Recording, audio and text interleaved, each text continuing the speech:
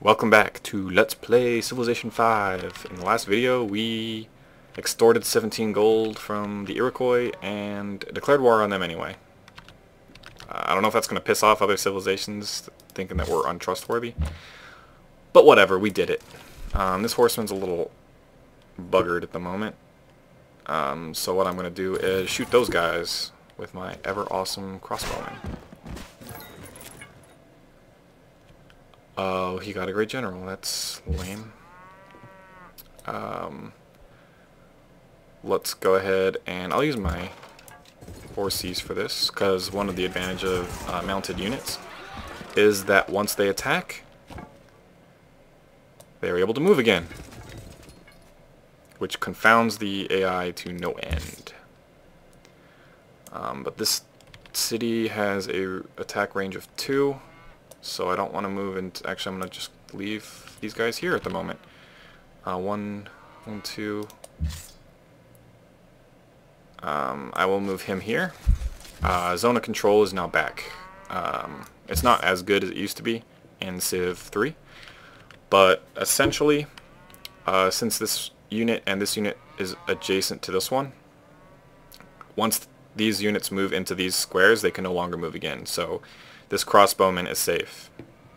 If I was still in this, if I had moved to this position with my legion, the pikemen would have been able to attack the crossbowman, because they'd be able to move once, and then they'd be able to attack any square that's there. So they just go in here and attack. I will also move this ballista here.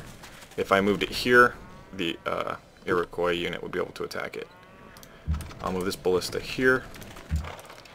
I'll move this mounted unit here, because if I'm not so worried if this unit attacks it, because he would get a outflanked bonus, well, penalty.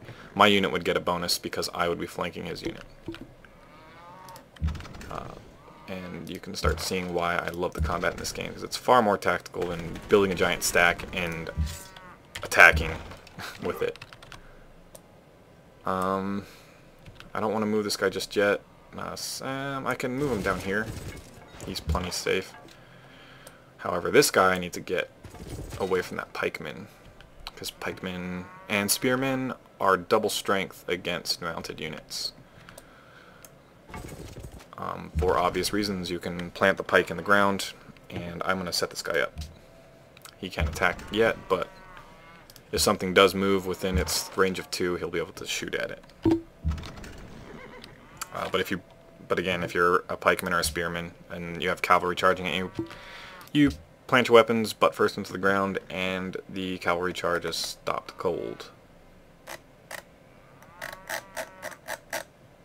I don't have caravels just yet. I was going to build a university. We'll be pretty good on gold, but I need another worker down here. Probably once I get this third worker, I won't really build anymore. Ooh, wine. Will you trade silver for wine? Yes. Okay. Now all I have to do is get access to one of my other 2. Oh, that's not good. Apparently Seoul and the Iroquois are allies. That's inconvenient. Well, they're kind of far away, and they don't really move out to attack you unless you're like right next to them, so I'm not worried about their units. Although it was kind of funny because what? Okay, I'll take that, and I'll take that. Yeah, the Iroquois are kind of screwed. So now, who does this go? The Songhai? I already have... I don't need another worker. I'm building one, and I'll have plenty. So I'll see if Askia becomes my buddy a little bit, if I give him back his stuff. But what I can do is, actually... if you have multiple ranged units, you should attack with your weakest ones first, because it'll give him experience, unless you kill everything. Oh. Well, if he hadn't killed him, I could have then shot with my ballista and got both these units experience. I was pretty sure the ballista would kill them immediately, so I did not want to attack with the ballista first. As for hills, they can kind of screw up your vision a little bit. For instance, if I put a ballista right here, there's a hill in the way and I would not be able to shoot the city unless I had the later game promotion of indirect fire. One thing to note is that your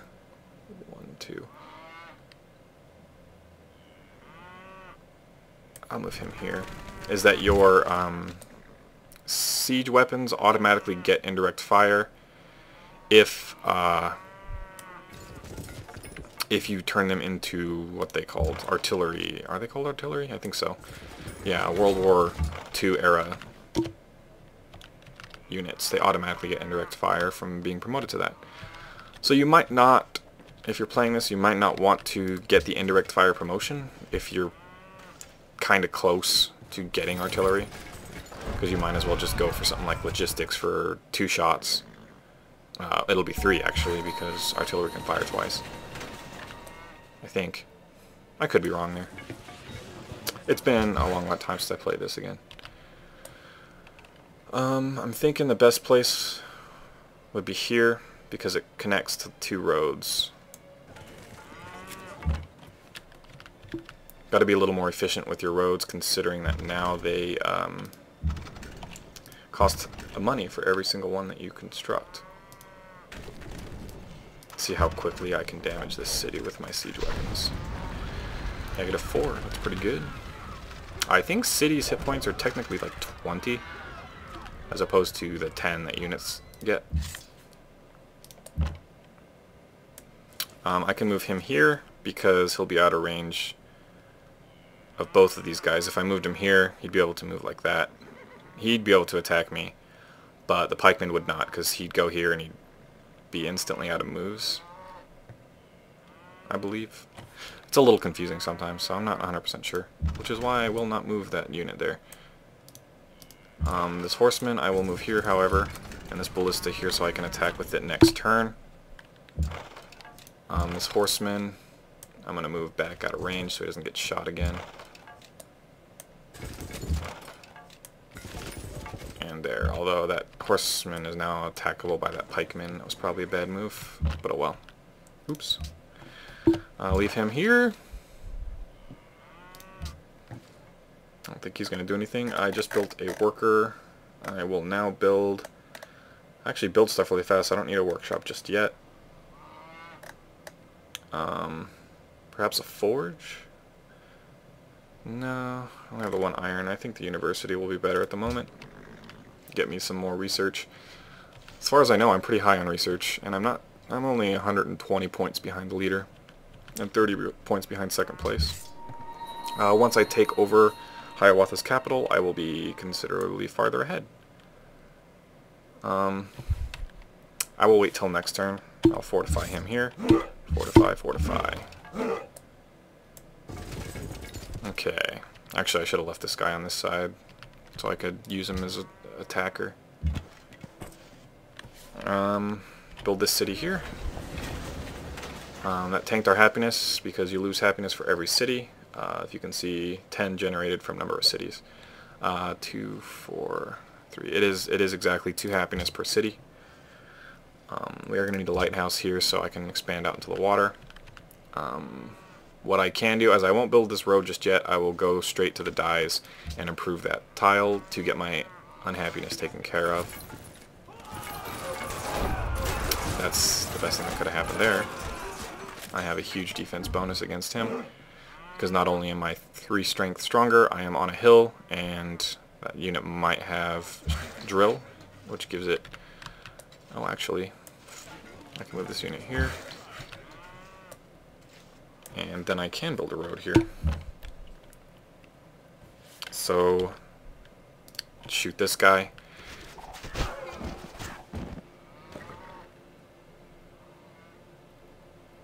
And I'm not worried about him, because if he attacks me, I'll just be able to mow him down.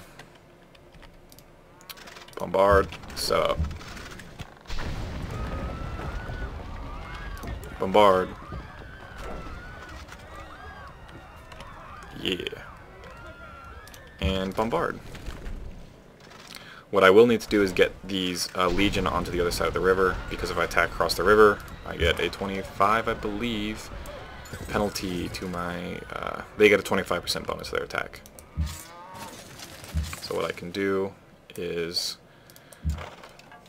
move him here, which, as you can see, gives me a 10% flanking bonus. Although I think my Legion's going to be pretty hurt after this attack. Oh, no, not too bad. And I can move him up here, and he's now on the same side of the river as the city, which is advantageous. I will move him back into my territory so he heals twice as fast. This unit will go here, so I'll be able to attack the city with it. I should be able to take it next turn, which will tank my happiness even more, sadly enough, but it will boost my score quite a bit, and we will have an opponent's capital, which you are unable to burn down at all. Which is kind of stupid, but everything. You can't burn down any capitals, and you cannot burn down any city-states. It is flat out illegal. And there goes one of my... No, my Legion survived. And he's already been shot at. No! If he gets killed by that one warrior. One-on-one duel. He slapped me with... Well, he would have slapped me with a gauntlet if he was an actual warrior. He's just a savage. Instead, I just destroyed him. Alright, so let's bombard this 3 more times, and I should have enough units to take the city, because it'll just be too weak to defend. And one of the disadvantages, one reason you do want to get oligarchy if you're at war, is because garrisoning a unit in a city only gives it like 2 or 3 or 4 defense bonus, and that's not very good. If you, I don't know why this grid's still on.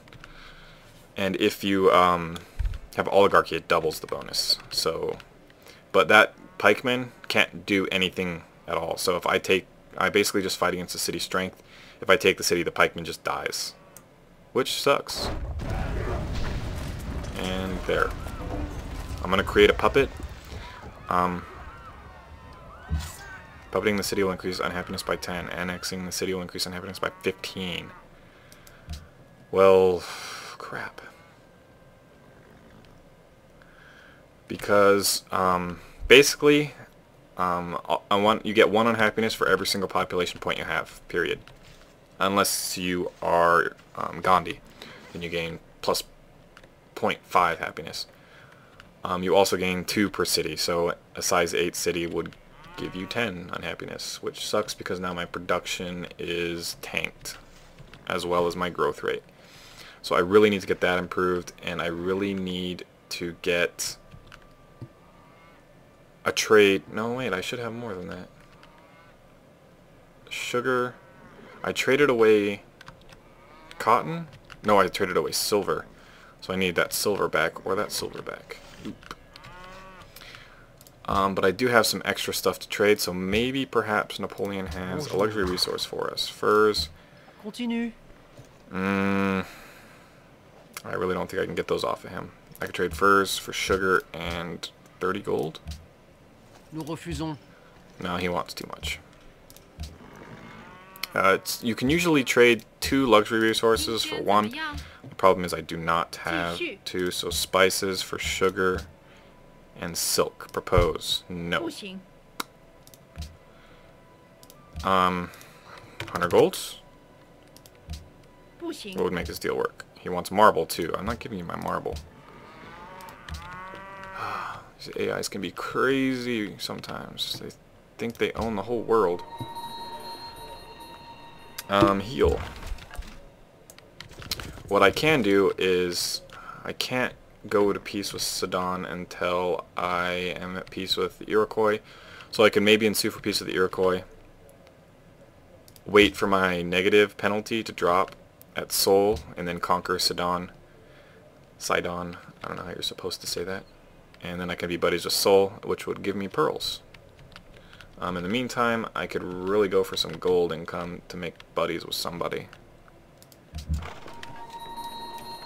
It's it actually is kind of hard to be the aggressor in Civ 5 because taking over cities incurs a massive negative to your happiness. What I should probably do is take over one of these two cities, probably Quebec since it's coastal and has some better looking land. And that'll give me that'll give me hopefully 2, because if I don't quite get allies with Sydney, I can toss a little bit of gold at them.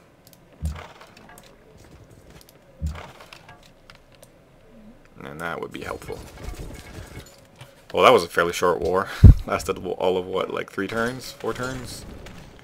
Because all he has, this is like his only city left, and I'm not worried about that city in the least bit. He literally can't do anything to me. He can try to ensue for peace, but you know, even conquering this city won't do so much because I'll get 5 happiness, but I'll also net 13 negative happiness. And I eventually have to annex the city, which gives me an extra 5 on happiness, and counter it with a courthouse, which takes turns and turns to build. And it's one structure in the game that you are not allowed to rush under any circumstances. Well, you might be able to do it with an engineer, but I'm not sure. Nor would I waste an engineer on a courthouse. None of these guys are at war with me, so I'm going to go take a look at their territory. Could really use some of that gold right about now. I'm going to run this guy down here. What I do need is happiness. I've got to figure out some way of netting happiness. Let's go down here. What I do want to explore is here.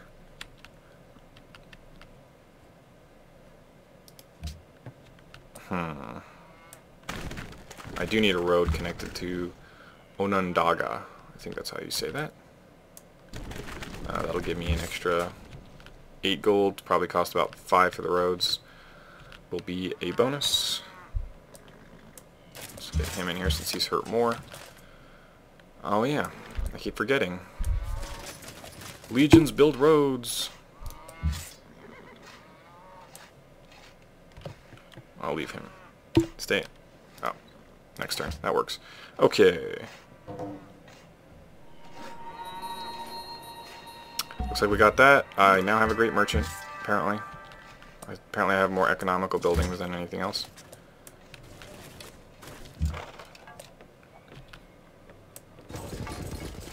That's interesting. Did I build one? I built library, which is probably science points. So I'm not sure why I built a merchant first. Oh, that's spices, right? That's right. I think I got spices now. Did I? I don't remember. What I can use this merchant for is a golden age. Probably a good idea right now. The only other thing I can do is get a large sum of gold. Actually, this might be useful because it'll give me gold plus it'll increase my relations with somebody. So what I can do is I'll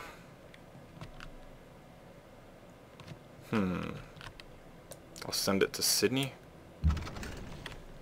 and my goal will be to get Quebec because actually this is within their city radius. I wouldn't mind working that at all.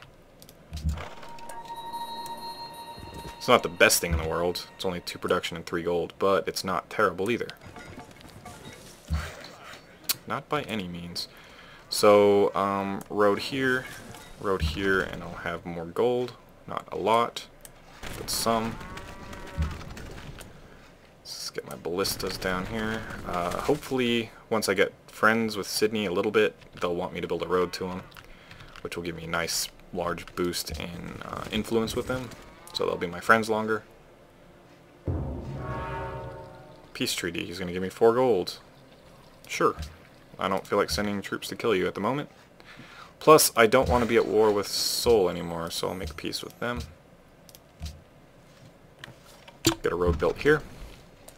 I'm just throw this ballista in here. I kind of really want oligarchy at the moment. Because if I get oligarchy, I will save a lot of gold on unit maintenance. because I can just park these things in my cities. Apparently I wasn't trespassing in Sedan for a little while.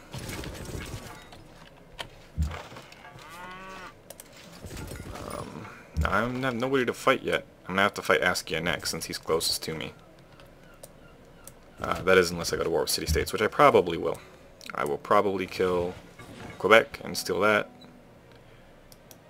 And then once Seoul is less pissed off at me, because your negative degrades over time, I will then conquer Sedan, and Seoul will like me for doing that.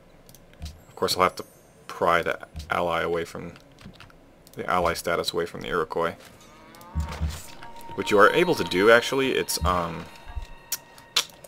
if you're close to being their ally and you pay them money, and somebody else is their ally, they'll switch alliances. I'm not sure if it works 100% of the time, but I know a game I traded allies with somebody like every turn for a little while. I gave them like 250 gold and they were my ally, and then the next turn they decided to ally against me. Now I'm going to need to build that. That road's already constructed. He can now leave that city. Oops. That road's already constructed, so I can put him here. Next turn I'll be able to build that road and that road, which will shortly give me some more gold. And I'm at negative, so more gold would be nice. What I will probably have to do too is, I think I got a hold of wine, did I not? And I'm starting to catch up with whoever's in the lead. And again, this is on difficulty 6 out of 8, I believe. Okay, trade mission time. See how much gold I get. I always forget. Something like 500, 450, and 30 influence. I don't have gold yet. They are my friends, and that's going to degrade quickly. What I will do is give them 500 gold to be my allies, fix my unhappiness, and I have about 35 turns before they stop being my allies. So I have 35 turns to conquer Quebec. And on that note, I will cut it off here, and I will see you guys in the next video. Thanks for watching.